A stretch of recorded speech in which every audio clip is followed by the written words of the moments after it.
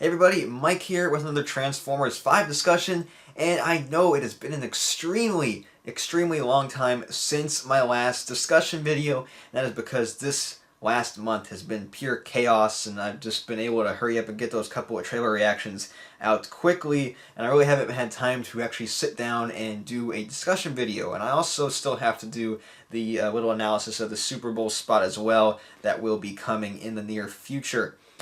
So to go ahead and get started, we have a first official synopsis of Transformers The Last Night. Bear with me, a lot of this news is actually probably going to be stuff you've already heard about, but I'm going to talk about it anyway. So the synopsis is The Last Night shatters the core myths of the Transformers franchise and redefines what it means to be a hero. Humans and Transformers are at war. Optimus Prime is gone. The key to saving our future lies buried in the secrets of our past, as per the usual of Transformers movies, in the hidden history of Transformers on Earth. Saving our world falls upon the shoulders of an unlikely alliance: Cade Yeager, Bumblebee, an English Lord, which is of course Sir Anthony Hopkins, and an Oxford professor, which is Laura Haddock's character, who we see a lot with Cade in the trailers. So that is the official synopsis. Not too much, but it is our first actual description of a plot. So we've had some news recently about casting for what probably will amount to be a voice actor. Now, remember in the Super Bowl spot we had this female voice speaking, and Optimus Prime called her his creator. Well, it apparently on some obscure voiceover website shows that Gemma Chan, who has been, she's currently on a TV show right now, and I think it's called Humans. That's just off the top of my head. She is apparently going to be voicing Quintessa.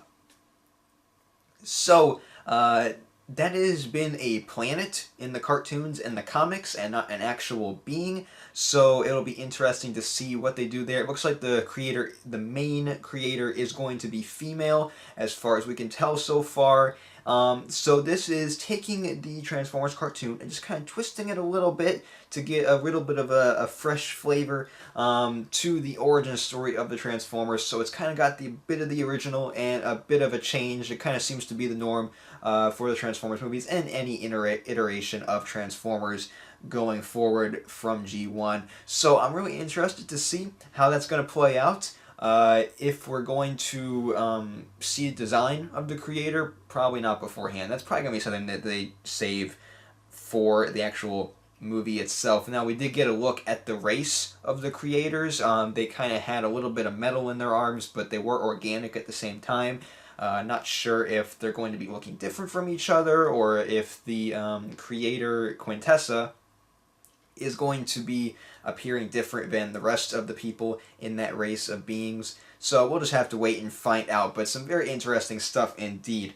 Now we have some toy stuff. We of course have the voice-changing Optimus Prime helmet that we have seen in the past. That has been released in one country in another part of the world that's not in the US. Not exactly sure, remembering where it was, but it has been released somewhere. We have the box. It shows the CGI Optimus Prime, so that's all pretty cool. We also have an RC Squeaks. Kind of reminds me of the BB-8 type thing that they had going on with Star Wars The Force Awakens. Although this Squeak seems to be a bit bigger. It has a gun that he can use, and it is valued at $80 in the US. Also, we have a still image that was released a while ago that shows Mark Wahlberg's Cade and Laura Haddock's Vivian inside of an environment that kind of resembles Lockdown's Night Ship in Transformers Age of Extinction. Now, that kind of just has the same alien vibe to it, so it could be somewhere else. It could be in that thing that's submerged in the trailers. So we'll just have to wait and see on that, but definitely an interesting thing. Mark Wahlberg has a little bit of a Luke Skywalker look to him, and he is holding a flare, so interesting to see what kind of a scene that could be. Also, we have some CGI reveals, not likely, they're more kind of just toy packaging, but they are in CGI. We have Optimus Prime, Bumblebee, and Drift on one package here. And notice Drift is still mostly red, even though his car is mostly black, so interesting to see how that will play out in the movie.